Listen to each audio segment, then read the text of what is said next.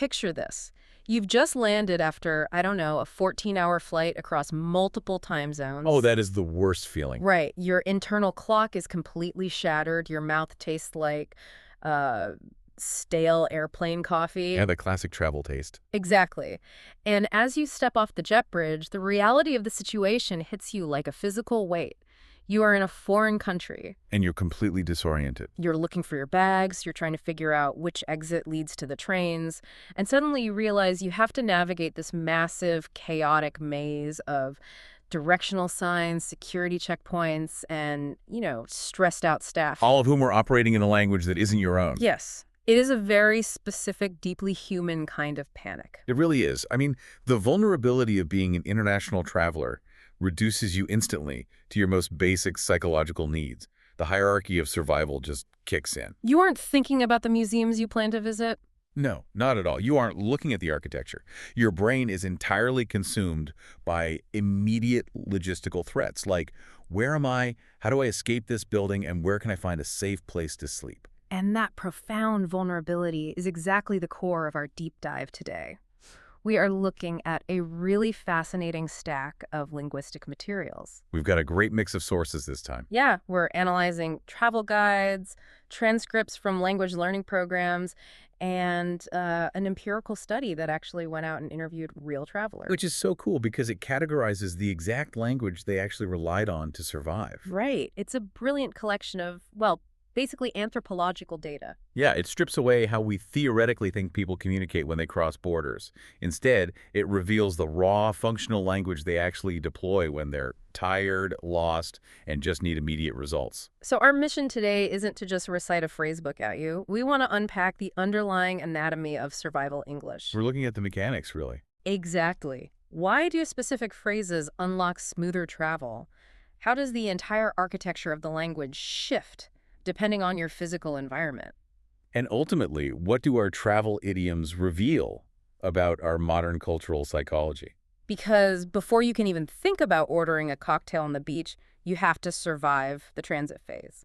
The high-stakes linguistics of the airport terminal. Yes. I mean, an airport operates as its own unique ecosystem, and it has a highly specialized dialect. And that dialect is entirely devoid of warmth. Completely. Right. It is engineered from the ground up for two specific purposes: logistics and security. It's not about making you feel welcome. Right. It's about processing biological human mass safely and efficiently through a heavily regulated tube. That's a very vivid way to put it, but yeah, it's accurate. The language used at the check-in counter perfectly illustrates this. It's entirely precise and transactional. You're just stating declarations like, I have one suitcase to check in, or aisle seat, please. Or you're asking structural questions. Is there an extra charge for overweight baggage? Right. You aren't asking the agent how their day is going. Because that vocabulary has to function as a data point.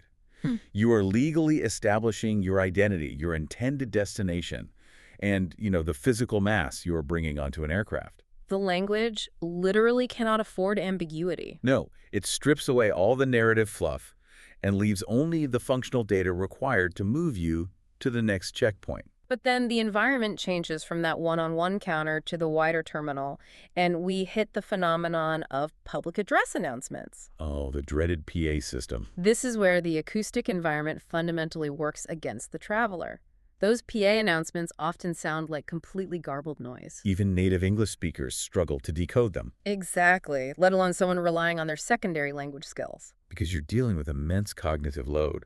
You have the echoing acoustics of a massive architectural space, the overlapping chatter of thousands of people, and the stress of listening for your specific flight number. The sources point out how terrifying this acoustic blur is for a non-native speaker. You are listening for your life, basically trying to decode a wall of static. And the vocabulary the airlines use over the PA system only adds to the confusion. Because it's highly specific institutional language, like they use phrases like inclement weather. Right. Nobody uses the word inclement in casual daily conversation. You just say, a storm is coming, or the weather is terrible. But notice how airlines specifically deploy inclement weather instead of saying a massive thunderstorm. It serves a critical sociological purpose. It's institutional padding, right? Exactly. It's an engineered, sanitized phrase meant to shift the blame from the airline to an uncontrollable external force. It de-escalates the immediate emotional reaction of the crowd. Well, that makes so much sense. If they say your plane can't fly because the weather is terrible, it invites argument. Right, people get mad at the airline.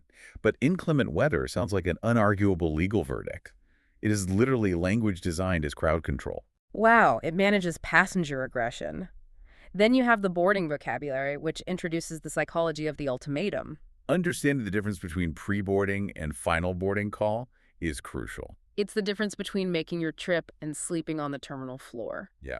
Pre-boarding signals a sorting of hierarchy and special needs active military, passengers requiring physical assistance, premium class passengers. It's a specialized phase. But final boarding call, particularly when it is attached to your specific name over the loudspeaker. Oh, that shifts the language from a general announcement to a targeted threat. Exactly. The adrenaline rush of hearing your name in a final call is unmatched.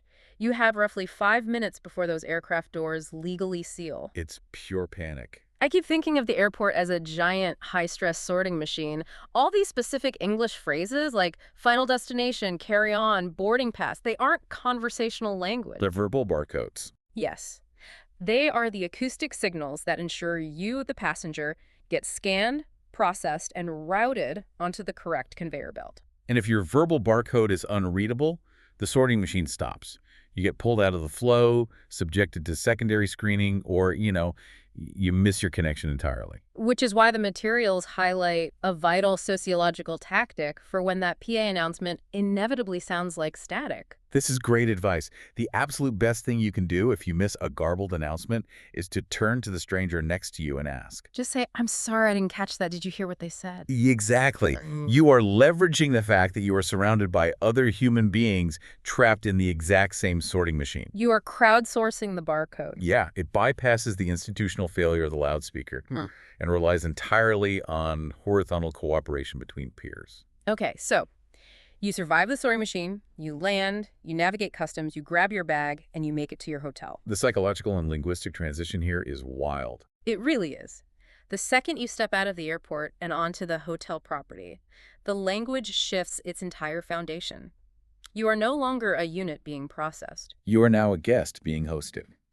The transactional edge of the airport softens, and the vocabulary pivots entirely toward negotiating comfort and establishing service. The rigid boundaries of aviation security are replaced by the flexible boundaries of hospitality. Before we dig into the psychology of that flexibility, though, we have to look at a grammatical mechanic that trips up so many travelers when they get to the hotel desk. Ah, yes, the phrasal verbs. The terms check-in and check-out, they are separable phrasal verbs. So if you are a receptionist, you can say, I will check Mr. Brown in, separating the verb and the preposition. Right. Or you can say, I will check in Mr. Brown, keeping them together. Both work perfectly. They do. But if you replace Mr. Brown with a pronoun, you can say, I will check him in, but you absolutely fundamentally cannot say, I will check in him. Yeah, check in him sounds entirely jarring to the native ear. It really does. It sounds as though you're going to perform a surgical procedure on his internal organs. It's hilarious, but why does the language force that rule? Like, why does replacing a name with a pronoun break the structure?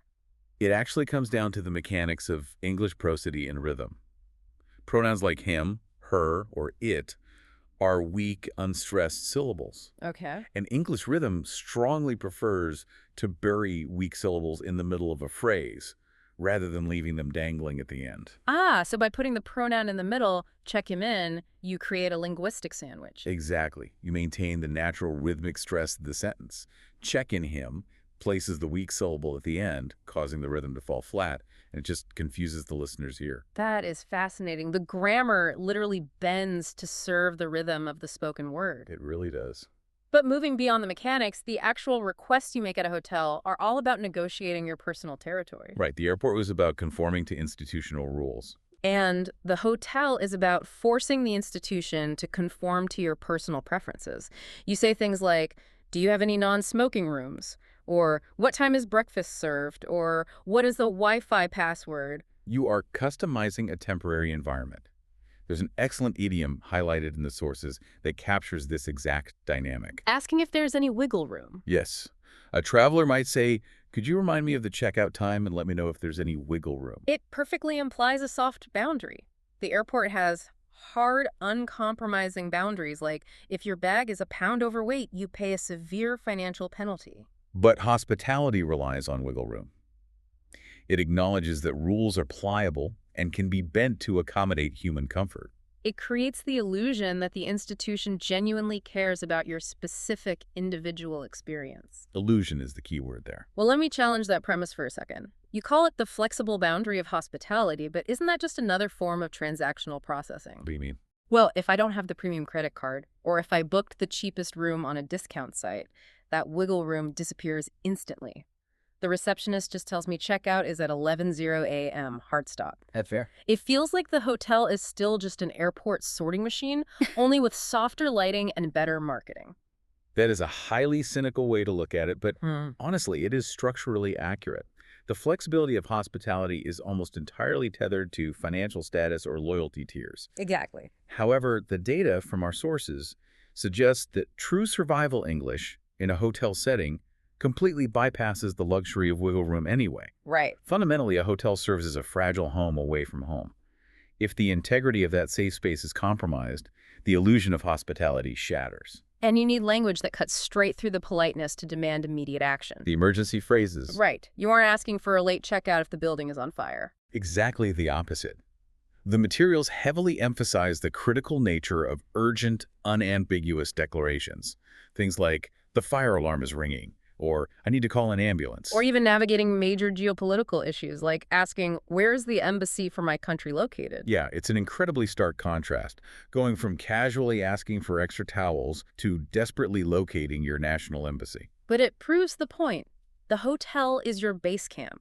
The language you deploy there might focus on comfort when things are going well, but its primary function is to secure your physical safety. It establishes the secure perimeter. Only once that perimeter is established and you feel safe leaving your belongings behind can you step out the front doors and actually engage with the destination. Which brings us to the streets. We've mastered the airport barcode system, we've negotiated our secure perimeter at the hotel. Now you step out into the city. The real test. What linguistic tools do travelers actually rely on the most when they are navigating a foreign urban environment? This is where that empirical traveler study completely upends our assumptions. Researchers tracked actual travelers, documented the specific language they utilized in the wild, and ranked those language categories based purely on frequency and necessity. Before digging into this data, I had a massive assumption. Oh. I fully believed that asking for directions would be the undisputed #1 category. You know, where is the museum? Where is the bathroom? How do I get to the train station? Right, it seems so obvious. Navigating physical space just seems like it would be the most critical skill. Directions are important, of course, but they are not the foundation of human interaction. The data reveals that the absolute highest ranked category is entirely relational. Relational. It's greetings and being polite. The simple acts of saying hello, thank you please, and excuse me. Yes, the bedrock of surviving in an unfamiliar environment is demonstrating respect and acknowledging the humanity of the local population. It is the social lubricant that makes every subsequent interaction possible. Exactly. If you fail to establish non-hostile intent with a polite greeting, the local resident has absolutely no incentive to help you find the train station. Wow, it strips everything back to evolutionary psychology. Before we can exchange complex geographical information, we have to signal to the other human that we are not a threat to the tribe. So establishing peace is #1. And the second highest category is equally foundational, but in a purely practical sense. Buying and bargaining. Commerce. The fundamental exchange of resources. Phrases like, I want, do you have, how much, and the universally deployed, a cheaper one. A cheaper one, the desperate language of trying not to get financially exploited as an obvious tourist. We've all been there. But within this category of commerce, the researchers highlight a specific cognitive hurdle that travelers must overcome. Numbers. Numbers. The study emphasizes that numbers must be learned to a very high degree of fluency, even more so than complex grammatical structures. That makes perfect sense when you analyze the mechanics of a street market. Numbers are the operating system of physical reality. They govern every aspect of survival outside the hotel. You rely on numbers for currency to purchase clean water, for weight and measurement if you're buying food, for time to catch a departing bus, and for actively negotiating prices. And the cognitive load of translating numbers on the fly is immense. Good. If you stumble over a numerical translation in the middle of a transaction, You instantly signal vulnerability. You become an easy target for exploitation. So when you look at the progression of a trip, once you are out in the city, the survival language completely sheds the rigid institutional padding of the airport. Yeah. It abandons the class-based flexibility of the hotel. It strips communication down to our most primitive hunter-gatherer roots. Establishing non-hostile intent through greetings and facilitating the trade of physical resources through numbers. It basically acts as a form of sociological archaeology. Ah. By analyzing what travelers say, you are digging down through the complex layers of modern civilization to find the foundational bedrock of human cooperation. That is a brilliant way to conceptualize it. Okay, so we've established the mechanics of actual survival. The transit, the shelter, the commerce, the safety. Right. But what happens after the trip is over? Once those basic physiological needs are met and the traveler returns, how do native English speakers actually talk about the experience of travel itself? This is where the language shifts from functional survival to cultural reflection. Mm-hmm. When we analyze common travel idioms, they reveal an incredible amount of psychological baggage. They really do. They show us how modern culture frames the concept of movement and escapism. The cultural pathology of travel idioms. Let's look at the first major category, which is the physical compulsion. Native speakers frequently describe the desire to travel as if it is an actual biological affliction. It is striking how we medicalize the desire to move. We say someone caught the travel bug or that they have itchy feet. Itchy feet. It implies that remaining stationary is physically agonizing. You are compelled to move simply to relieve a symptom. Like, why do we frame travel as a disease that needs curing? Because it subtly absolves the traveler of responsibility. Think about it. If you have a bug or an itch, your desire to abandon your daily responsibilities, your job, and your community isn't a selfish luxury choice. It's an undeniable physical symptom that you are forced to treat by leaving. It perfectly validates the escapism. Then you have the idioms describing the journey itself. When it is time to depart, you don't just gently leave, you hit the road. Or you get off to a flying start, There is a distinctly aggressive kinetic energy embedded in the phrasing. which contrasts sharply with how we describe the extremes of transit comfort. Our idioms reveal a very binary way of remembering how we travel. Yeah, you are either packed like sardines, which vividly evokes the cramped, sweaty, claustrophobic misery of public transit, reducing humans to canned fish. Or conversely, you travel in style. There is no famous cultural idiom for just having a mediocre, mildly uncomfortable bus ride. The cultural memory only preserves the absolute misery or the absolute luxury. But sociologically speaking, I think the most revealing category of idioms surrounds the modern desire for absolute isolation. This is the most fascinating shift to me. We use phrases like going off the beaten path, finding a place in the middle of nowhere, or the ultimate goal, wanting to be entirely off the grid. What makes this so compelling is the historical context. For the vast majority of human history, being off the grid or in the middle of nowhere meant facing certain death. Oh, absolutely. It meant you were severed from the safety of the tribe, from agricultural resources, and from protection. It was a state of severe peril. But look at modern tourism. Yeah. Today, those exact phrases are marketed as the ultimate premium luxury. A high-end resort will actively brag in its advertising that it is in the middle of nowhere. I think of these idioms like the colorful, scuffed-up stickers you see plastered all over a vintage steamer trunk. Those stickers tell a very specific story about the journey. Right. Those stickers aren't structurally necessary for the trunk to function. The trunk will still hold your clothes perfectly well without them. But those stickers tell you exactly where the baggage has been, what borders it has crossed, and what the culture carrying it actually values. Our idioms are the stickers on the English language. And what those linguistic stickers demonstrate is a deep, profound cultural exhaustion. Exhaustion. Yes. Phrases like getting away from it all or desperately seeking a change of scenery reflect the crushing psychological burden of modern society. The daily pressure of digital connectivity, corporate productivity, the relentless routine. Exactly. It has become so heavy that our culture's highest form of praise for a destination is that it allows us to completely sever those ties. We crave the middle of nowhere because somewhere has become exhausting. We actively want to catch a bug just so we have an excuse to get off the grid. It is a wild psychological paradox. It really is. We have covered immense ground today. When you look at it through this lens, language truly is the ultimate multi-tool in your travel backpack. It functions on every conceivable level. It is the verbal barcode that ensures you are processed safely through the institutional machinery of the departure gate. It is the negotiation tool that establishes your comfort and secures your emergency perimeter at the hotel base camp. It provides the vital respect of a greeting and the mathematical fluency of numbers that allow you to engage in commerce on the street without being exploited. And ultimately, it supplies the colorful idioms that shape the narrative when you return home to tell the story. Unpacking all of this isn't just an exercise in passing a linguistics exam. No, not at all. Whether you are actively preparing for a massive international expedition yourself, or whether you are simply walking down your own local street and you spot a confused tourist wrestling with a map, understanding these underlying linguistic mechanisms builds profound empathy. It builds patience. When you understand the sheer cognitive load someone is under when they are trying to translate numbers on the fly, or when you realize they were just frantically trying to get their verbal barcode scanned by an unyielding institution, you approach them with much more grace. You recognize the vulnerability of their situation. Which brings us to a final, slightly provocative thought for you to chew on today.